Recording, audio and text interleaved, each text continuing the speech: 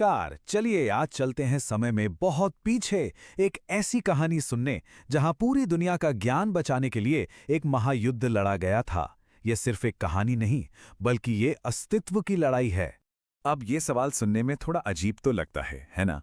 मतलब कहाँ एक नन्ही सी मछली, कहाँ एक भयानक बाढ़ जो सब कुछ तबाह कर दे, और कहाँ ज्ञान की चोरी। इन तीनों का आपस में क्या लेना देना हो सकता है? तो चलिए इस दिलचस्प रहस्य की परतों को एक एक करके खोलते हैं। हमारी ये कहानी बिल्कुल शुरुआत से शुरू नहीं होती, बल्कि ये शुरू होती है एन एक्शन के बीच से। ठीक उस पल से जब ब्रह्मांड में एक बहुत बड़ी उथल-पुथल मची हुई थी। हुआ यूं कि सृष्टिकर्ता ब्रह्मा जी कैलाश पर्वत पर भगवान शिव से मिलने गए हुए थे, और बस इसी मौके का फायदा उठाकर उनकी पीठ पीछे एक बहुत बड़ा दुस्साहस हुआ। असुर हयग्रीव ने उन चारों वेदों को चुरा लिया जो सिर्फ ज्ञान का स्रोत नहीं थे, बल्कि पूरी सृष्टि का आधार थे। सोचिए, इस एक चोरी ने पूरे ब्रह्मांड के संतुलन को ही दांव पर लगा दिया। देखिए, हाइग्रीव के लिए ज्ञान सबसे बड़ा हथियार था। उसका सपना एक ऐसी दुनिया बनाने का था जहां सिर्फ उसकी ताकत ही कानून हो और उसका डर ही शासन। वो चाहता था कि कोई भी, न देवता और न ही इंसान, उसके सामने खड़े होने की हिम्मत तक न कर सके। लेकिन सवाल यह है कि हयग्रीव इतना शक्तिशाली बना कैसे? तो इसका जवाब छिपा है एक वरदान में। उसने देवी महामाया की बहुत ही कठोर तपस्या की और एक ऐसा वरदान हासिल कर लिया जिसने उसे लगभग अजेय बना दिया। और यही थी उसकी चालाकी भरी शर्त। हयग्रीव ने वरदान मांगा कि उसे कोई देवता, दानव या इंसान न मार सके। उसकी मृत्यु सिर्फ और सिर्फ उसी के हाथों हो सकती थी जिसका रूप भी हूबहू उसी के जैसा हो। उसे लगा कि भाई अब तो अमरता का तोड़ निकाल ही लिया है। तो अब कहानी एक बिल्कुल अप्रत्याशित मोड़ लेती है। हम एक ऐसी घटना पर आते हैं जो पहली नज़र में इस पूरी कहानी से बिल्कुल अलग लगती है। लेकिन जैसा कहते हैं ना, ये तो बस हिमखंड का ऊपरी सिरा है। असली कहानी तो पानी के नीचे छिपी है। धरती पर राजा सत्यव्रत नाम के एक बहुत ही धर्मपरायण राजा थे। वो भगवान विष्णु के परम भक्त थे। एक सुबह जब वो नदी में देवताओं को अर्घ्य दे रहे थे, तो अचानक उनकी अंजुली में एक छोटी सी मछली आ गई। उसकी आंखों में एक अजीब सी करुणा थी और वो राजा से अपनी रक्षा के लिए मानो प्रार्थना कर रही थी। राजा ने दया करके मछली को अपने कमंडल में रख लिया, लेकिन यहां से रहस्य और भी गहराने लगा।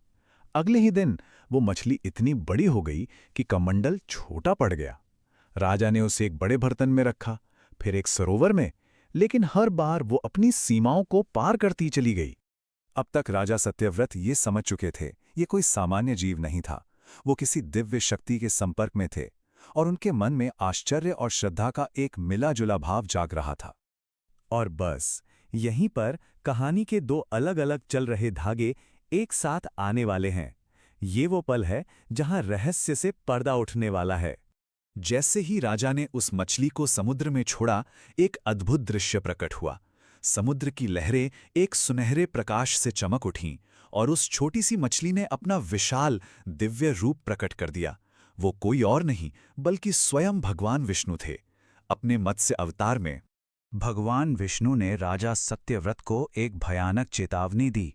उन्होंने बताया कि ठीक 7 दिन बाद महाप्रलय आएगा, पर साथ ही उन्होंने जीवन और ज्ञान के सार को अगली पीढ़ी के लिए बचाने का एक पवित्र मिशन भी सौंपा।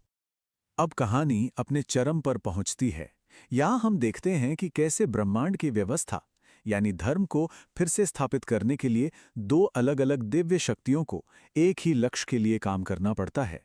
तो असुर हयग्रीव के वरदान का तोड़ निकालने के लिए भगवान विष्णु ने भी घोड़े के सिर वाला हयग्रीव का रूप धारण किया। अब देखिए, एक तरफ था अधर्म जो ज्ञान को एक हथियार बनाना चाहता था, और दूसरी तरफ था धर्म जो उसी ज्ञान की रक्षा करना चाहता था। और फिर वो क्षण आ ही गया।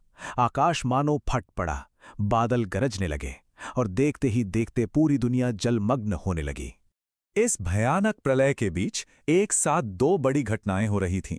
पानी की सतह पर मत्स्य अवतार राजा सत्यव्रत की नौका का मार्गदर्शन कर रहे थे, जबकि समुद्र की गहराइयों में विष्णु अपने हयग्रीव रूप में उस दुष्ट असुर का सामना कर रहे थे। समुद्र की उन गहराइयों में ब्रह्मांड के भाग्य का फैसला करने के लिए एक भयंकर युद्ध छिड़ गया। एक तरफ विनाश की शक्ति थी, तो दूसरी तरफ संरक्षण की इच्छा शक्ति। और अंत में अधर्म का अंत हुआ। भगवान विष्णु ने दानव हयग्रीव का संहार कर दिया। इसके बाद मत्स्य अवतार समुद्र की गहराइयों में उतरे और अपने दिव्य स्पर्श से उन्होंने वेदों को उन मायावी बंधनों से आजाद कर दिया। लेकिन रुकिए, कहानी यहां खत्म नहीं होती, क्योंकि हर प्राचीन कथा का एक गहरा मतलब होता है, एक संदेश होता है। तो चलिए समझते हैं कि ये कहानी आज हमें क्या सिखाती है। प्रलय के बाद एक नई दुनिया का निर्माण हुआ। मत्स्य अवतार द्वारा सुरक्षित लाई गई वो नौका मलय पर्वत पर रुकी। वहां सप्तऋषियों ने वेदों के ज्ञान को फिर से फैलाया और धरती पर जीवन का एक नया अध्याय शुरू हुआ। और सही मायनों में यही इस कथा का असली सार है। ये हमें सिखाती है कि प्रलय सिर्फ एक अंत नहीं, बल्कि एक नई शुरुआत का मौका भी है। किसी भी सभ्यता का आधार उसका ज्ञान होता है, और हर पीढ़ी का ये कर्तव्य है कि वो इस ज्ञान की मशाल को अगली पीढ़ी तक पहुंचाए, चाहे रास्ते में कितनी भी बड़ी बाढ़ क्यों ना आ जाए। और ये कहानी हमें एक बहुत ही महत्वपूर्ण सवाल के साथ छोड़ जाती है। आज के इस दौर में वो कौन सा ज्ञान है, वो कौन से मूल्य हैं और वो कौन सी कलाएं हैं जिन्हें हमें आने वाली पीढ़ियों के लिए संरक्षित करना चाहिए। ये सवाल हम सभी के लिए है, सोचने के लिए है।